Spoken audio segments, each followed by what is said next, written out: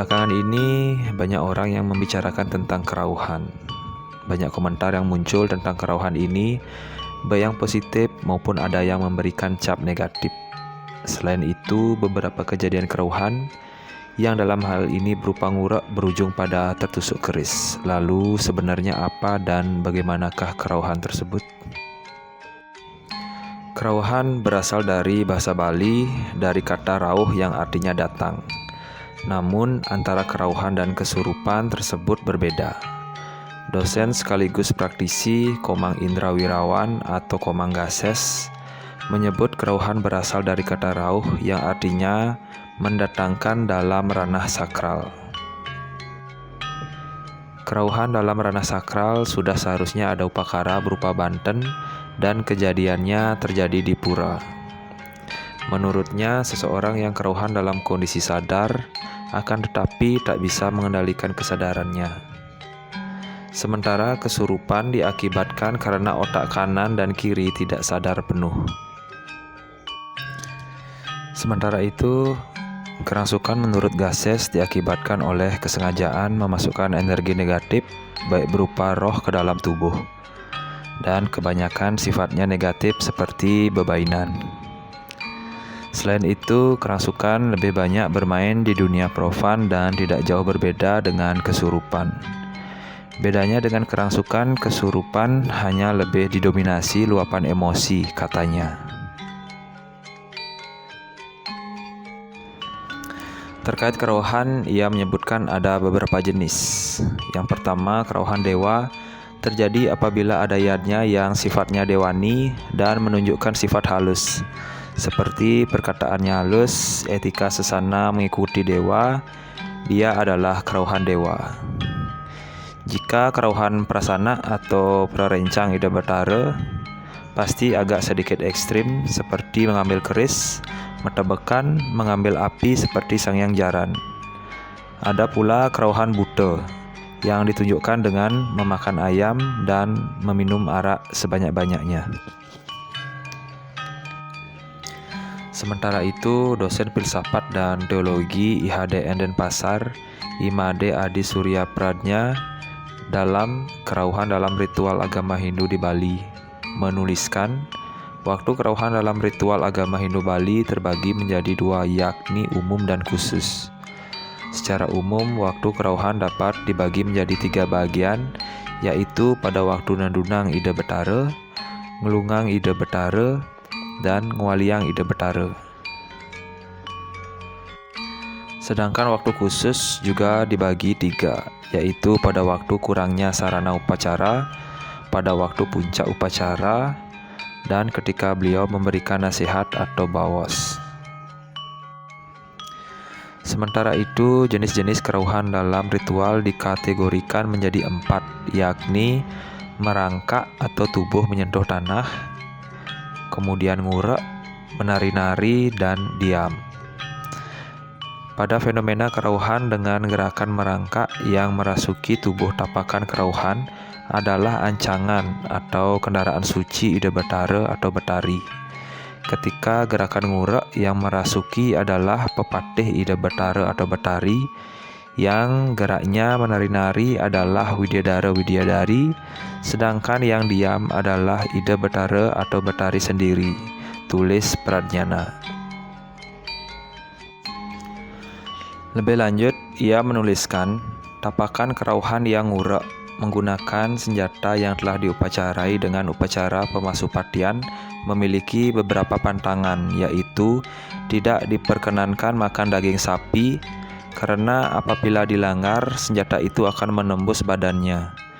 Begitu pula senjata yang telah diupacarai itu tidak diperkenankan membunuh apapun, termasuk binatang.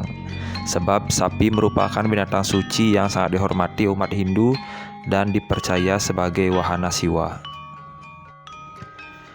Panca nada yang terdiri atas suara gamelan, kulkul, genta, kidung, dan mantra juga mempengaruhi kerauhan. Selain karena panca nada, proses kerauhan juga diakibatkan karena reaksi mental. Hal ini terjadi apabila orang kerauhan dalam keadaan mental atau dalam keadaan dirinya akan tahu bahwa ia akan kerauhan. Ide Pandita Empu Jaya Prema Ananda mengatakan bagi masyarakat di desa yang tetap mempertahankan acara Nuwur Betara, adanya kerauhan itu justru ditunggu-tunggu. Menurut ide, jika dilihat dari siapa sutri atau tapakan yang dijadikan perantara kerauhan, hal itu tidak ada yang salah. Mereka adalah orang-orang yang terjaga kesuciannya sehari-hari. Mereka bukan orang stres. Lagi pula, dialog yang muncul saat kerauhan itu normal saja, penuh nuansa kedamaian, kata ide. Ide Pandita Empu Jaya Arcarya Nanda yang dikutip dari Tribun Bali mengatakan, dalam Tatwa Siwa Purana ada kutipan, apabila ada orang yang mengaku-ngaku dewa atau manifestasi Tuhan yang memasuki orang itu mesti harus diuji coba terlebih dahulu dengan api pembakaran tempurung kelapa. Kalau ternyata tidak terbakar oleh api, berarti betul yang bersangkutan memang kelinggihan atau dimasuki roh suci. Tapi kalau ternyata terbakar, itu berarti kerauhan bohongan dan menyebabkan pura menjadi letah, kata ide.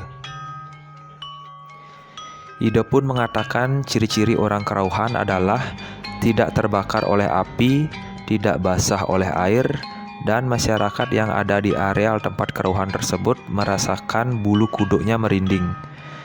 Dalam lontar Krama Pura juga disebutkan, orang kerauhan atau disusupi oleh kemahakuasaan Tuhan, salah satu tandanya adalah apabila tubuhnya dibakar, orang yang kesurupan tak akan terbakar oleh api.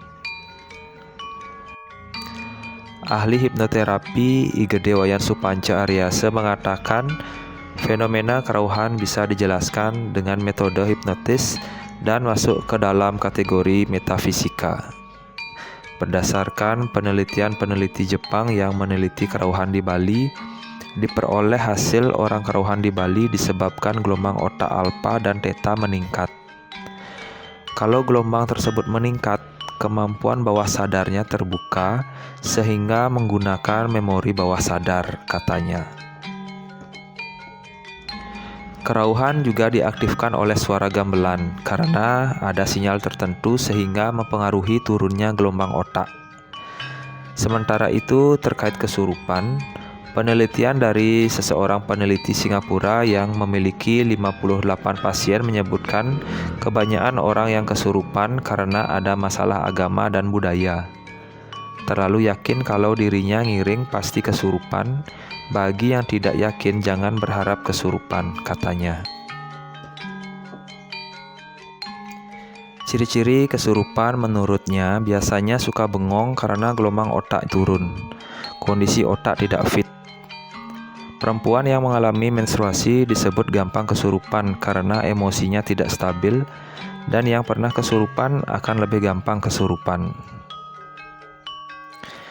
Tanda-tanda akan kesurupan biasanya kepala agak berat, badan dan lutut lemas, penglihatan kabur, badan ringan, serta mengantuk keras sekali. Adapun penyebabnya, menurut Aryasa yaitu lemahnya kesadaran, stres, sehingga suka melamun dan berteriak apapun yang ia percayai, perasaan bersalah, penyesalan yang tinggi, kebiasaan, serta ketakutan. Cara menangani kesurupan yaitu tidak boleh kasar, pijit lembut bagian tubuhnya atau di antara telunjuk dengan jempol. Kalau tetap kesurupan, pandang serius dengan syaratnya tegas. Kalau kesurupan massal, singkirkan orang yang kesurupan tersebut karena bisa jadi ikut kerauhan. Imbuh Aryasa.